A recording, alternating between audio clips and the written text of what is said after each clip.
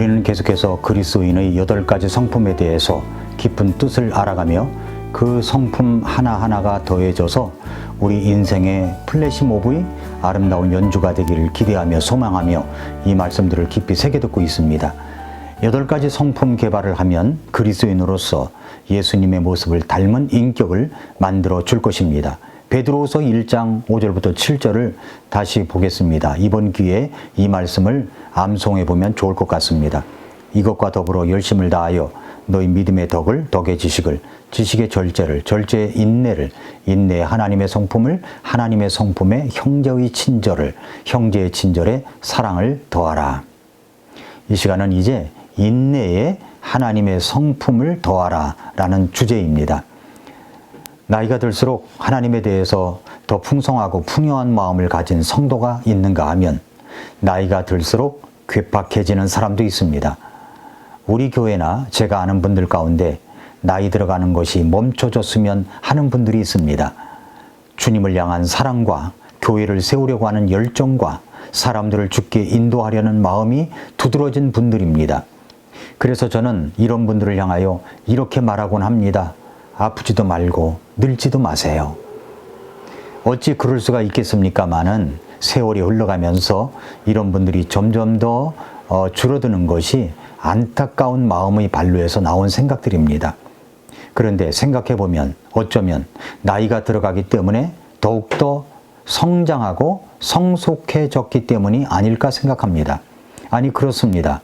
저도 40대가 다르고 50대가 다릅니다. 지금은 60의 중반 나이로서 아직도 부족한 것이 많은 사람이지만 저 같은 사람조차도 다른 것을 많이 느낍니다. 김영석 교수님이 돌아가고 싶은 나이가 65세라고 하시더군요. 제가 김영석 교수님이 다시 돌아가고 싶은 나이에 서 있습니다. 성장과 성숙은 우리 인격 속에 반드시 이루어져야 할 덕목입니다. 그래서 계속해서 그리스도인의 8가지 인격 시리즈, 성품 개발 시리즈를 말씀드리고 있습니다. 복사중창의 아름다운 하모니처럼 플래시몹의 연주의 훌륭한 연주처럼 우리는 지금까지 하나하나 더해왔습니다. 믿음의 덕을, 지식을, 절제를, 인내를, 그리고 오늘 6번째인 하나님의 성품까지 이제 왔습니다.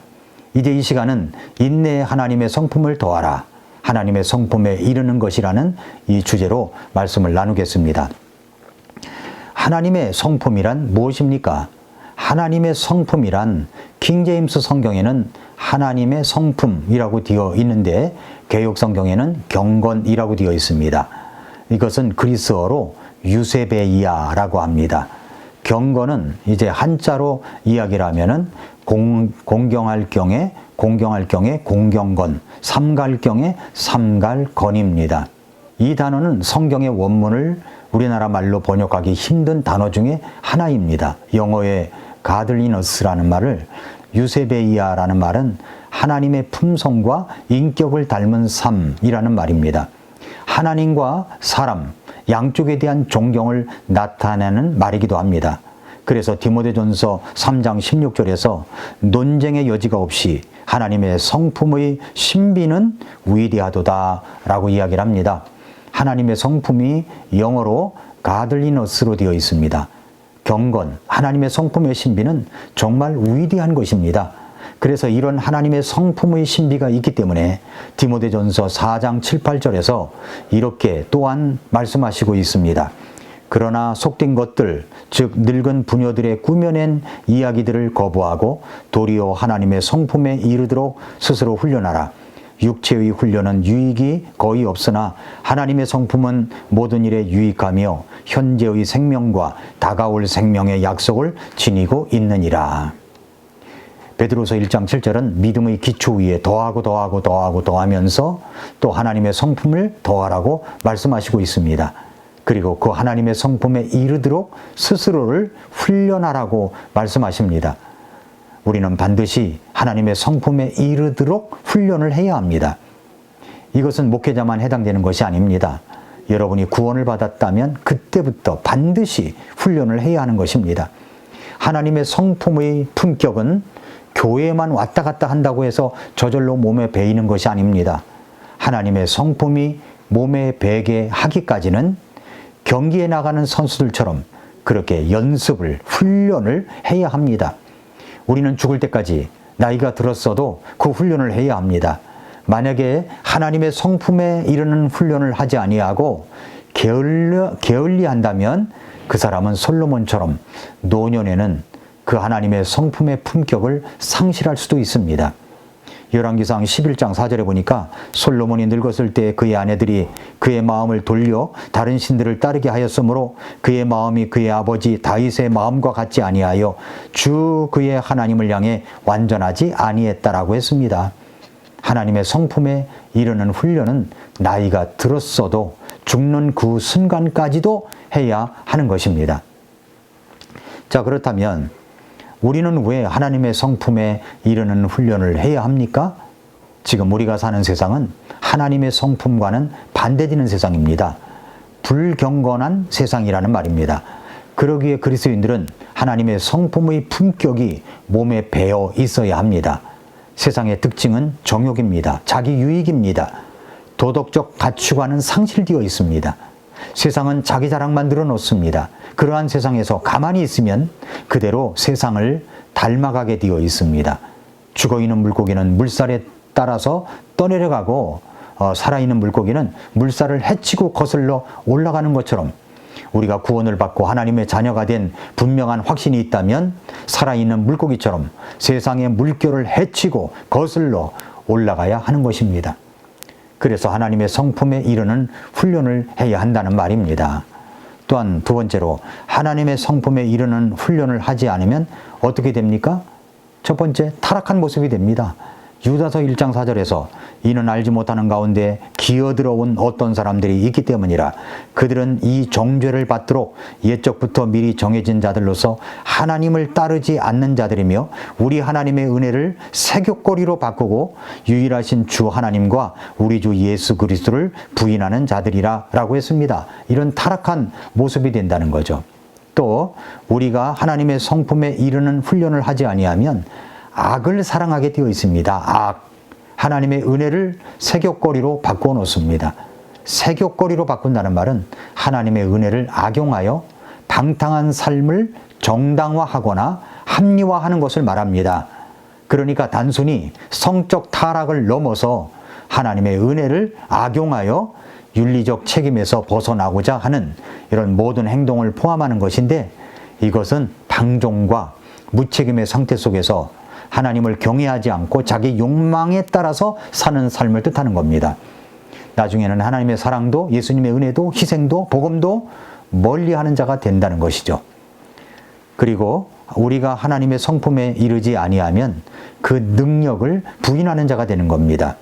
디모데전서 3장 5절에서 하나님의 성품의 모양은 있으나 그것의 능력은 부인하리니 이런 자들에게서 돌아서라. 무늬만 크리스천, 무늬만 성도인 사람이 있습니다. 무늬만 하나님을 믿는 척하는 겁니다. 그런데 그런 사람은 그 하나님의 성품의 품격이 주는 능력을 부인합니다. 성경은 이런 사람들에게서 돌아서라고 하십니다. 또 우리가 하나님의 성품에 이르는 훈련을 하지 아니하면 헛된 만족을 찾아 헤매게 된다는 겁니다. 하나님의 성품에 이르는 훈련을 하지 아니하는 사람은 경건하지 않은 세상에서 경건하지 않은 사람들에게서 만족을 찾아 헤매게 됩니다.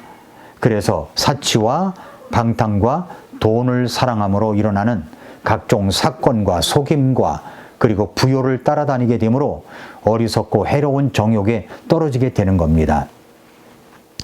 그렇다면 먼저 우리가 구원을 받은 다음 하나님의 성품에 이르는 훈련을 잘해서 그것이 몸에 배이게 되면 어떤 결과를 가져오게 되는 겁니까? 첫째는 뭐냐면 우리가 하나님의 성품에 이르는 훈련을 잘하면 복음 안에 감추어진 근본적인 신비들을 깨닫게 됩니다. 디모데전서 3장 16절에서 논쟁의 여지가 없이 하나님의 성품의 신비는 위대하도다.